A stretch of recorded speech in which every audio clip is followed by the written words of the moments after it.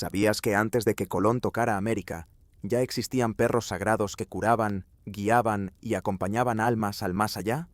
Sí, mucho antes de los mastines europeos, este continente ya tenía a sus propios guardianes. Eran más que animales, eran medicina, eran símbolos, eran familia. Algunos dormían junto a sus dueños, incluso después de la muerte. Otros se creía que podían absorber enfermedades o guiar al espíritu a través del inframundo. Hoy vas a conocer a esos perros olvidados, los que cazaban por necesidad, no por diversión, los que representaban el alma, no el poder, y los que desaparecieron junto a los templos y las culturas que los veneraron. Te advierto algo: cuando termines este viaje, nunca volverás a mirar a tu perro de la misma manera. Empecemos. ¿Alguna vez has escuchado el mito de que el chihuahua, ese perro diminuto, tembloroso y de ojos saltones, desciende de un perro sagrado? Pues abre bien los oídos. No es un mito. Es una verdad que la historia, la conquista y el tiempo intentaron borrar. Mucho antes de que los aztecas construyeran su imperio, en las ciudades de los toltecas caminaba una criatura pequeña pero de presencia enorme. El techichi. Imagina un perro pequeño, más fornido que el chihuahua moderno, de orejas grandes, siempre alertas, y una mirada profunda, casi humana. Una mirada que parecía saber cosas que tú no. Vivió junto a los toltecas, los maestros constructores, y luego fue adoptado por los mexicas. Pero lo más sorprendente, lo que te helará la sangre, no era su aspecto, era su propósito. El techichi no solo vivía con los humanos, los acompañaba en la muerte. Imagina la escena: un funeral en la antigua Tula, un guerrero, un sacerdote o un simple granjero ha muerto. El duelo es profundo, pero no hay desesperación. Hay un ritual. Cuando alguien moría, los toltecas y después los mexicas a menudo sacrificaban ceremonialmente a un techichi y lo enterraban junto a él. Un techichi de color rojo o bermejo era el preferido. ¿Por qué? Porque creían que el viaje al Mictlán, el inframundo, era traicionero. No era un cielo o un infierno, era un laberinto. Para llegar al descanso eterno, el alma del difunto debía cruzar un río ancho y caudaloso, el Apanohuacaljuya. Y no podías hacerlo solo. El techichi era el barquero, el guía espiritual, el único que conocía el camino. Se creía que el perro tomaba el alma de su dueño sobre su lomo y nadaba a través de las aguas oscuras, protegiéndolo de los peligros del inframundo, como las montañas que chocan entre sí o los vientos de obsidiana que desgarran la piel. Imagina esa escena: un templo de piedra, humo de incienso, el cuerpo del difunto envuelto en mantas, y a su lado, su perro pequeño, sereno, listo para el último y más importante paseo. No era un sacrificio cruel a nuestros ojos modernos. Era una despedida sagrada. Era un pacto de honor. Una promesa susurrada al oído del perro: espérame, no cruzarás solo. Los arqueólogos han desenterrado miles de figurillas de barro, vasijas, esculturas, efigies que muestran a estos perros. En algunas, los techichis están enrollados, durmiendo. En otras, están atentos, las orejas erguidas, como si escucharan el llamado de un espíritu que se acaba de liberar. Pero entonces, todo cambió. Llegaron los conquistadores. Llegó el acero, la cruz y la pólvora. Y con ellos, llegó el miedo. Un miedo que no entendía este vínculo. Lo que para los toltecas era un acto sagrado, para los españoles era una herejía. ¿Enterrar a un perro con un humano? ¿Creer que un animal guía el alma? Eso era obra del diablo. El techichi, el símbolo espiritual de todo un pueblo, fue declarado superstición. Peor aún, fue declarado comida. Durante los asedios y las hambrunas de la conquista, los españoles, que no compartían el tabú de comer perro, los cazaron hasta casi extinguirlos. Fueron perseguidos, exterminados, y sin embargo, algo en ellos sobrevivió.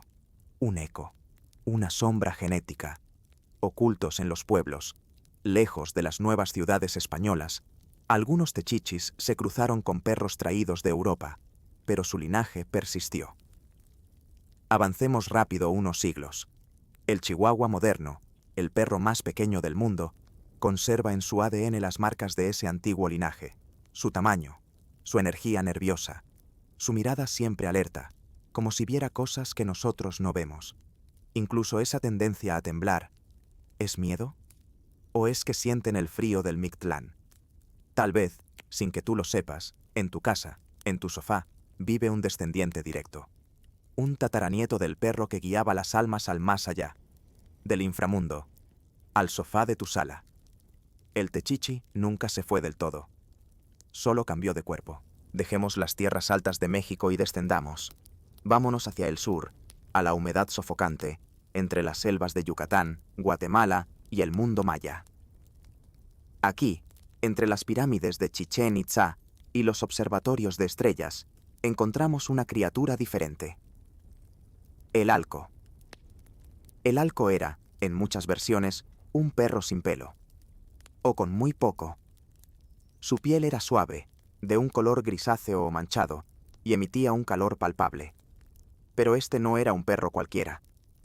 Para los mayas, el alco era una farmacia viviente. Era un símbolo de purificación, de sanación. No era un guía al inframundo. Era un ancla a la vida. Imagina esto. Un niño tiene fiebre alta. La medicina tradicional no funciona. El chamán es llamado, pero el chamán no trae hierbas. Trae un alco. El perro es colocado junto al niño enfermo. Duermen juntos. El calor corporal del alco, considerado sagrado, era su herramienta. Los mayas creían que la enfermedad era un desequilibrio, un frío espiritual. El perro, con su fuego interior, actuaba como un imán. Se decía que el alco absorbía el mal, la enfermedad, la fiebre. Al amanecer, la leyenda cuenta que el perro despertaba cansado, débil, habiendo tomado la enfermedad para sí. Pero el humano se sentía mejor. ¿Era curación mágica? ¿Era el efecto placebo de una fe inquebrantable?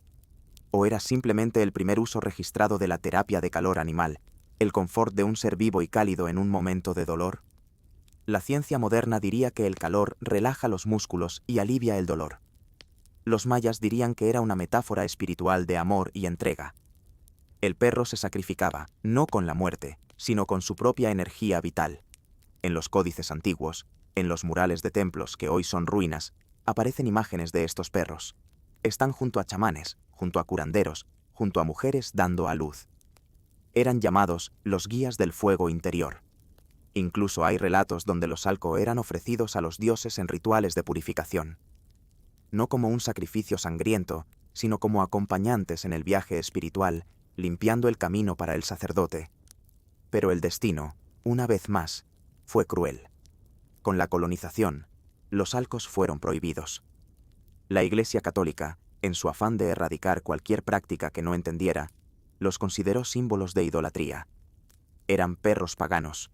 Su uso en rituales de sanación fue visto como brujería, y lentamente, el alco puro desapareció, se diluyó, se mestizó, se perdió. Hoy, la raza como tal se considera extinta.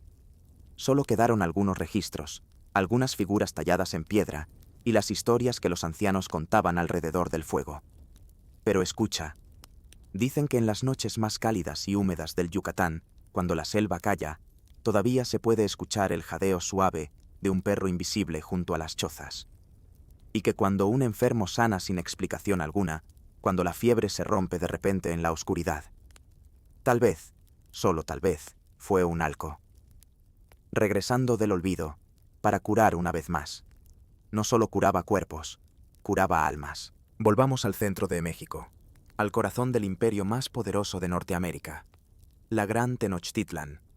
Entre los templos bañados en sangre, entre los mercados bulliciosos y las sombras del mito y la historia, camina una figura que parece venida de otro mundo. El Xoloitzcuintle.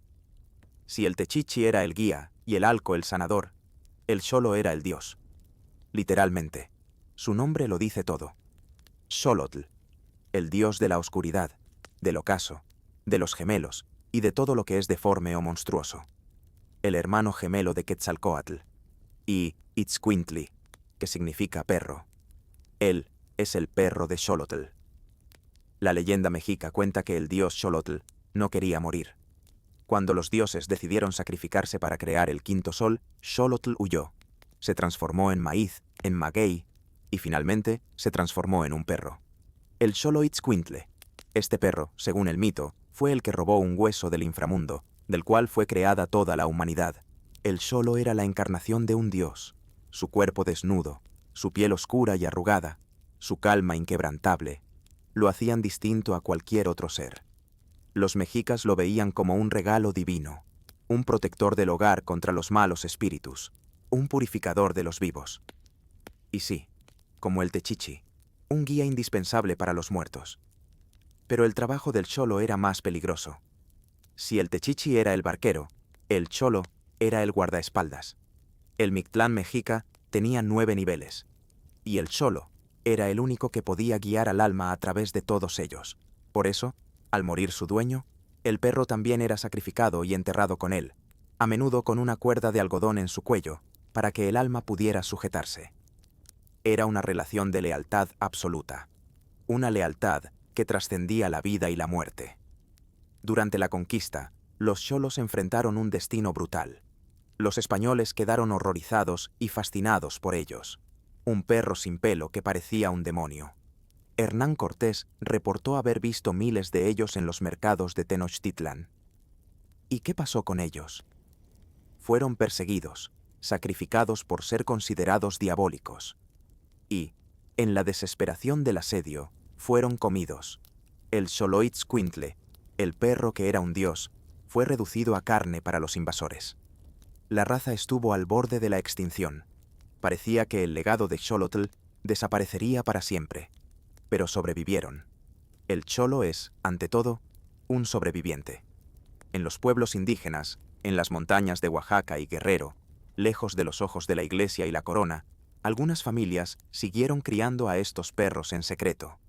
Los protegieron. Veneraron su silencio y su calor. Durante siglos, el Xolo vivió en las sombras, como un secreto ancestral. Y entonces, siglos después, en el siglo XX, algo increíble sucedió. México buscaba su identidad. Artistas como Frida Kahlo y Diego Rivera, buscando reconectar con sus raíces prehispánicas, encontraron al Xolo. Vieron en él no un perro feo, sino el símbolo de un México profundo, un México que no se rindió ante el olvido. Lo pusieron en sus pinturas, caminaron con ellos por Coyoacán, los convirtieron en un emblema nacional. De ser casi exterminados, a los museos, de los sacrificios, a los altares modernos del Día de Muertos. El Xoloitzcuintle no solo sobrevivió, renació. Hoy, camina por las calles de la Ciudad de México con orgullo. Es patrimonio de la nación. Y cuando un Xolo te mira con esos ojos oscuros, profundos y silenciosos, esos ojos que parecen saberlo todo, tal vez te está recordando algo, que los perros no solo nos acompañan en la vida, también nos esperan en la muerte. Dejemos la selva y las pirámides. Vayamos al sur, muy al sur, a uno de los lugares más inhóspitos del planeta, el desierto de Atacama. En la costa sur del Perú, entre los valles secos de hilo y las dunas que se tragan la luz, los arqueólogos, a finales de los 90, encontraron algo que cambió la historia de la domesticación en América. No eran momias de reyes, no eran tesoros de oro, eran perros, decenas de perros, momificados naturalmente por el aire seco y la sal del desierto. Estaban perfectamente conservados, tanto que aún tenían su pelaje, sus bigotes, sus garras. Pero lo que dejó a los científicos sin aliento no fue su conservación, fue cómo estaban enterrados. No estaban tirados en un basurero. No eran restos de comida. Estaban enterrados con honor. Estaban envueltos en finas mantas tejidas, las mismas mantas que usaban sus dueños. Estaban enterrados junto a los humanos. Algunos tenían collares, otros tenían adornos, y muchos estaban enterrados con comida para el viaje, pequeños pescados secos, restos de maíz. Estos eran los perros chiribaya. Vivieron hace más de 1000 años, mucho antes que los incas, junto a un pueblo de pescadores y campesinos del sur peruano. Los análisis de sus huesos y estómagos revelaron su vida. Comían pescado seco, mariscos y el maíz que sus dueños cultivaban. Vivían dentro de las casas, dormían junto al fuego. Y por la forma en que fueron enterrados, sabemos que recibían nombres propios. Aquí no hay un mito complejo sobre el inframundo, no hay un dios perro. Hay algo, quizás, mucho más poderoso. Amor. Para la cultura chiribaya, el perro no era una herramienta, no era un guía espiritual en el sentido mexica, era simplemente parte de la familia, y la familia se cuida, en la vida y en la muerte. Cuando el dueño moría, su perro, si moría de forma natural poco después, era momificado y enterrado junto a él. Si el perro moría primero, recibía su propia tumba, su propia manta. Se creía que su espíritu acompañaría al otro mundo al de su dueño, y que ambos seguirían caminando juntos en la eternidad del desierto. La lealtad no terminaba con el último aliento. Los estudios genéticos de estas momias revelaron algo asombroso. El perro chiribaya no tenía rastros de ADN de perros europeos. Obviamente. Pero lo más importante, era un linaje genético único, completamente americano. Una raza que evolucionó en aislamiento durante miles de años. Una raza que, lamentablemente, se extinguió. Cuando los incas conquistaron a los chiribaya y luego los españoles conquistaron a los incas, sus perros se mezclaron. El mestizaje y el tiempo borraron al perro del desierto. Hoy solo nos quedan sus cuerpos secos. Pero su historia sobrevive en los museos de Lima y en las arenas del desierto de Hilo. Cuando el viento sopla entre las tumbas vacías, algunos arqueólogos bromean diciendo que se escucha un leve ladrido, un eco de fidelidad eterna. El chiribaya nos enseña que el impulso de amar a un perro como a un hijo no es un invento moderno. Tiene 1000 años. Sus huellas quedaron impresas en la arena y en el alma de quienes aún recuerdan que el amor de un perro puede ser más fuerte que la muerte. Sigamos viajando al sur, más al sur, hasta el fin del mundo, donde los glaciares se rompen y se confunden con el mar, la Patagonia. Aquí, entre el frío, el viento constante y el silencio de hielo, existió una raza que muy pocos recuerdan. Una raza que es casi un fantasma. El perro patagón, o el perro de los tehuelches y mapuches. Si el techichi era pequeño y el solo era espiritual, el perro patagón era una bestia de trabajo. Criado por los pueblos nómadas que recorrían la estepa, este perro era grande, de pelaje espeso y una mirada salvaje. Un cazador nato. Imagina ser un tehuelche. Tu vida depende de seguir al guanaco, de cazar al ñandú. No puedes hacerlo solo. Necesitas un compañero que soporte temperaturas bajo cero, que pueda correr días enteros, que no tema enfrentarse a un puma. Ese era el perro patagón. Acompañaba a su pueblo en las largas travesías por las montañas y los valles, con un pelaje tan denso, a veces rojizo, a veces negro, que la nieve no le molestaba. Era resistente, valiente y de una lealtad feroz. Los mapuches, más al oeste, también los tenían.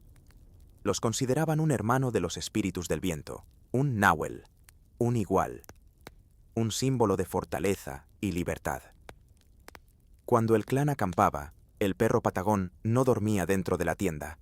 Dormía al borde del fuego, vigilante, protegiendo a los niños y a los ancianos del frío y de las sombras. Su origen exacto sigue siendo un misterio. Es uno de los perros más enigmáticos de América. Descendía de perros que cruzaron el estrecho de Bering hace 15.000 años y se adaptaron al extremo sur. ¿O era una raza completamente única, moldeada por el clima extremo del fin del mundo? No lo sabemos.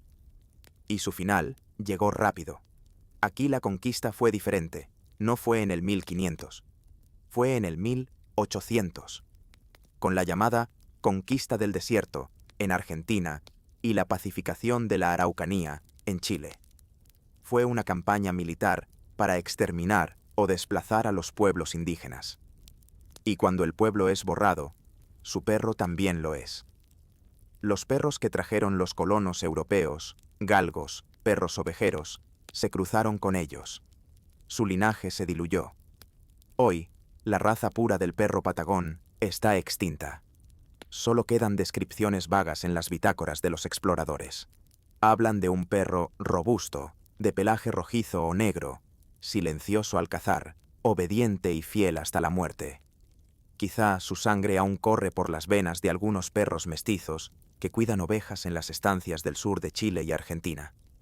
Quizá, pero su espíritu, el del cazador del fin del mundo, el compañero del viento, ese sigue vivo, en cada ráfaga helada que sopla entre los cerros de la Patagonia. El perro patagón fue más que un animal, fue el reflejo del ser humano luchando contra la naturaleza más dura y sobreviviendo gracias a ella. Y ahora, para terminar nuestro viaje, vamos al otro extremo del continente. Vayamos al principio de todo, a las islas del Caribe, al paraíso, el lugar donde todo comenzó y todo terminó. Antes de que Colón pisara la arena de una playa que él creía era la India, los pueblos taínos, los arahuacos, ya tenían su propio compañero fiel, un perro que los españoles no podían entender, el perro taíno. Era un perro pequeño, de pelaje corto, orejas puntiagudas. Pero tenía una característica que dejó perplejos a los conquistadores, una que anotaron en todos sus diarios. No ladraba, solo emitía pequeños gemidos, gruñidos o aullidos muy suaves. Por eso, los españoles lo bautizaron el perro mudo del Caribe. Era un guardián silencioso, pero los taínos no lo veían como un simple animal. Para ellos, este perro estaba conectado a la tierra. Era un símbolo de fertilidad y de la cosecha de yuca. Durante los rituales agrícolas, los taínos usaban a estos perros para bendecir los campos. Creían que su energía silenciosa, su conexión con el mundo espiritual, traía prosperidad y buenas cosechas. También lo consideraban un mensajero entre los humanos y los cemíes, los espíritus de la naturaleza y de los ancestros. Vivía dentro de las casas, de los bohíos. Dormía junto a los niños. Comía lo mismo que sus dueños: yuca, pescado, frutas. En la sociedad taína no había una gran diferencia entre el hombre y el animal. Eran una sola familia. Cuando los conquistadores llegaron, quedaron sorprendidos. Cristóbal Colón escribió sobre ellos. Nunca habían visto un perro que no ladrara. Al principio los adoptaron. Pero la visión europea era diferente. Si no ladra, no sirve para vigilar. Si es pequeño, no sirve para cazar. Y entonces ocurrió la tragedia. El pueblo taíno fue el primero en sufrir el impacto de la conquista. Enfermedades, esclavitud, genocidio. En menos de 50 años, la cultura taína estaba prácticamente aniquilada. ¿Y su perro? Corrió la misma suerte. Los perros de los españoles, mastines de guerra, sabuesos, los devoraron o se cruzaron con ellos. El perro taíno, el guardián silencioso, desapareció. Se extinguió tan rápido que apenas nos dio tiempo a conocerlo. Hoy no queda nada de él, solo crónicas y dibujos de la época. Algunos investigadores creen que su genética pudo mezclarse con los perros criollos que aún habitan las islas, los satos o viralatas. Pero el perro mudo del Caribe se fue. En las noches de tormenta en Puerto Rico o La Española, los ancianos cuentan que si un perro de la calle se queda mirando al mar, en completo silencio, sin ladrar, es porque está viendo algo. Ve llegar a los espíritus antiguos. El perro taíno, dicen, sigue vigilando sus playas, en silencio, como un testigo mudo de un mundo que perdimos para siempre. 6 razas. 6 historias que sobrevivieron al tiempo y al olvido. El Techichi, el guía del alma. El Alco, el sanador del fuego interior. El Xoloitzcuintle, el dios que venció a la muerte. El Chiribaya, el compañero eterno. El perro patagón, el cazador del fin del mundo. Y el taíno, el guardián silencioso del Caribe. Cada uno nos recuerda algo, que antes de ser mascotas, fueron maestros. Nos enseñaron lo que significa cuidar, amar y permanecer. Así que la próxima vez que tu perro te mire a los ojos, recuerda, detrás de esa mirada hay miles de años de historia. Tal vez, en el fondo, aún llevan el alma de los guardianes antiguos. suscríbete y acompáñanos en este viaje por los perros sagrados de América. Porque conocer su historia es reconocer la nuestra.